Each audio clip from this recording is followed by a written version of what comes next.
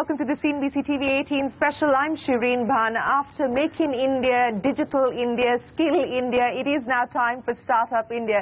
There's going to be a mega event that the Prime Minister is going to host in the capital tomorrow, unveiling the government's efforts to try and facilitate and nurture India's startup ecosystem. An ecosystem that we at CNBC TV 18 through our show Young Turks has helped nurture over the past 15 years. Joining us now to take us through the conversation on what we can expect the government to do is the Minister of State for Finance, Jayant Sinha. I appreciate you joining us. Also with us, some of the brightest startups in India who have an enviable track record of building businesses over the last decade or so. So let's get started. And Mr. Sinha, for the benefit of our viewers, let me very quickly recap what were the budget announcements in 2015. So I'm not asking you to tell us what budget 2016 will tell us. But in the budget of last year, the announcements related to the startup space included 1,000 crore rupees self-employment and talent utilization fund for incubators, e-biz portal which integrates 14 regulatory permissions, a microfinance unit development refinance bank or what's called the MUDRA bank, royalty tax paid by entrepreneurs slashed from 25% to 10%, a 10,000 crore rupee India aspiration fund. These were some of the big ticket highlights of budget 2015. State governments are doing their own thing. Kerala has its own startup policy. The Andhra Pradesh Chief Minister has just announced his efforts to try and nurture the ecosystem. Karnataka is doing its bit. But I'm going to get you to start by responding to a comment that's just come in on my Twitter timeline. And the gentleman Lalit Advani says, when the government decides to get into a sector, it creates a right royal mess. How do you respond to that? Well, all we are trying to do is what governments around the world have done very successfully, which is to facilitate entrepreneurship, to get rid of hurdles and obstacles, and then get out of the way so that, these wonderful ladies and gentlemen can do what they do so outstanding well, which is to innovate and scale up their businesses. So government's job is really, in a sense, to be the groundsperson and the empire. But the players have to be on the field. They have to make the centuries. They have to get the wickets and take the outstanding catches. That's really what they have to do. Our job is to support them. Okay, your job is to support them. But let me ask you this specifically now, because what can the central government do in terms of playing facilitator? I can understand that your role would be significant when it comes to taxation. And a lot of people actually have woes, tax-related woes, not just big corporates, but even startups. How do you deal with ESOPs and so on and so forth, the angel tax, for instance? So a long list of what ought to be done on the tax front. Is that largely going to be the remit of the central government? Because when it comes to actual approvals, when it comes to clearances, that's the domain of the state government. There are four major areas that this research tells us that government can really facilitate. Number one, of course, has to deal with financing. And what can we do about financing? And there we've already taken a big step forward with the India Aspiration Fund. We can talk about that in detail. Number two is in terms of compliance. And there, of course, we've already started with ease of doing business, and we're doing a lot of work there, and there's more to come. Number three is the area that you brought up, which is taxes. And it's related compliance in a way, but we want to really help in streamline taxation. Again, that's an initiative that's underway for all types of businesses and all individuals, and of course we'll pay special attention to startups as well. And then finally, it is all about innovation. It's all about innovation. And so as far as innovation is concerned, we really have to make sure that our universities, that our entrepreneurs, our innovators are able to work through incubators, through research universities, through collaborations, so that in fact we have the big and great ideas that can really spur the entrepreneurial ecosystem forward. Again, I come back to my point. How much can you actually control when it comes to compliance, when it comes to the ease of doing business? How much can the center really do? No, the center can do a lot. We've already done a lot. You spoke about the e-business portal. Obviously, as far as labor laws are concerned, EPFO is concerned, we're doing a lot to streamline and consolidate compliance into one or two online portals and really simplify that. Then there is compliance at the state level. Now, for the state level activities, we've come up with a very elaborate and comprehensive checklist that we've handed over to each of the states in terms of what they can do to make it easy for businesses to get started and to run their operations. We've been working on that in collaboration with the World Bank, and that's been given to all the states, and we're working with the states to do that. Now, the good news in all of this is that the states are competing with each other. I was just, for example, in Andhra Pradesh with Honorable Chief Minister Chandrababu Naidu ji, and he's throwing open the doors. throwing open the doors for entrepreneurship and for innovators to come and get started. Similarly, in Maharashtra, in Karnataka, West Bengal, all these different states are competing with each other to be able to attract entrepreneurs, because we know that's where the jobs are. And that, for a politician, is obviously the huge payoff here in that sense.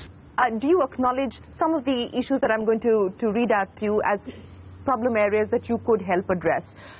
In general, updation of tax laws given the new regulatory environment, rationalizing ESOP norms for promoters and employees. This is a big wish as far as the startup ecosystem is concerned. Reworking the Income Tax Act to allow the carry forward for losses beyond 8 years. Are these issues that you are cognizant of? Are these issues that you would like to address or can address?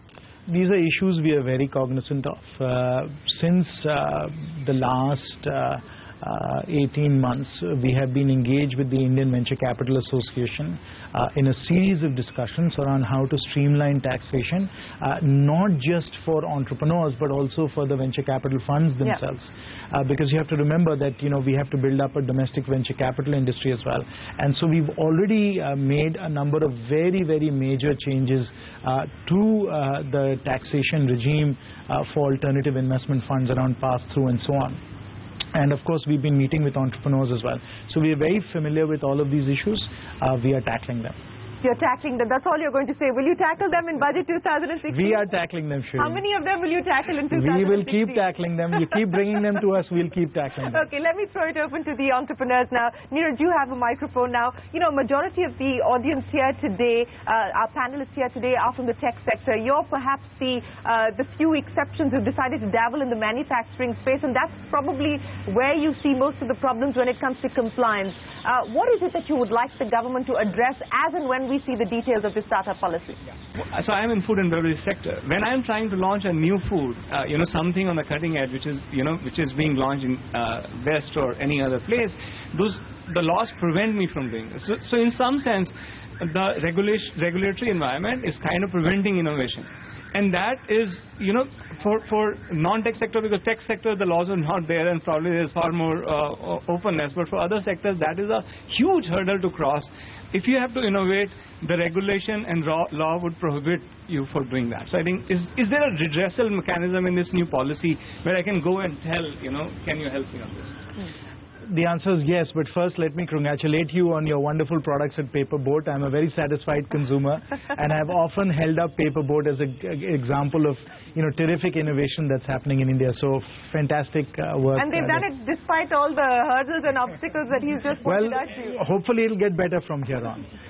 So as far as various different industries are concerned, obviously what we're trying to do with Startup India, Stand Up India, is to put in place an enabling framework that cuts across industries. It's not industry specific.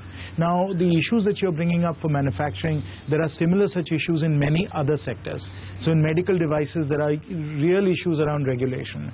In education, there are real issues. In renewable energy, there are very significant issues as well. So in sector after sector, you will find that there are laws, regulations, policies that inhibit innovation and disruption and so on. And we can't, in an event like tomorrow, address it at an industry by industry level. There, my recommendation would be that you have an industry association, or you get together as an industry association, and you come forward with what you think the policy changes should be. Do it as an industry. Show that it is in the national interest. It benefits the consumers.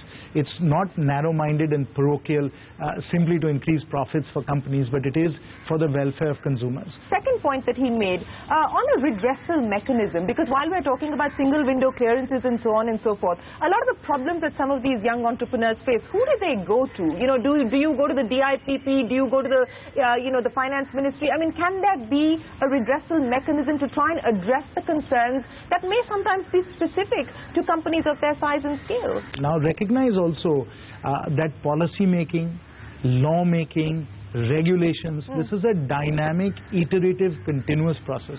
It's never done. It is a process where we have to continuously get feedback from our consumers, which are all of you, and we have to then respond to that. I'm glad that you're saying that policy making needs to be dynamic, it needs to be iterative. But, you know, let me use the e-commerce example now. And time is of the essence as far as a lot of these entrepreneurs are concerned. We have been waiting for months now to get clarity on what the e-commerce guidelines will be. Will you have an e-commerce regulator? What is going to be the provision when it comes to FDI into e-commerce, B2C e-commerce companies? Time is of the essence for people like them. There are many policy issues, Shereen, where you have to balance many stakeholders. You have to understand exactly what will serve the national interest. There are concerned ministries that are associated with many of these major policy issues. In this particular case, obviously, it's the Commerce Ministry that's looking into this set of issues, and I'm sure they'll come up with a comprehensive solution to all of this. And again, let me labor on this, because it is actually causing not just heartburn, but it's also causing companies to actually relocate out of India to other jurisdictions. So when we're talking about Startup India, Stand Up India, should this not be #1 priority, that actually address the regulatory ambiguities on a timely basis? Well, again, if it is a tax matter, then let's talk. Let's figure out, you know, what the ambiguities and what the confusion is, and we'll try and deal with that. If there are other policy matters, then obviously you have to go to the concerned ministry. Many people will be at Startup India tomorrow. Obviously, the Commerce Minister will be there as well, and you can certainly bring this up with her. Okay.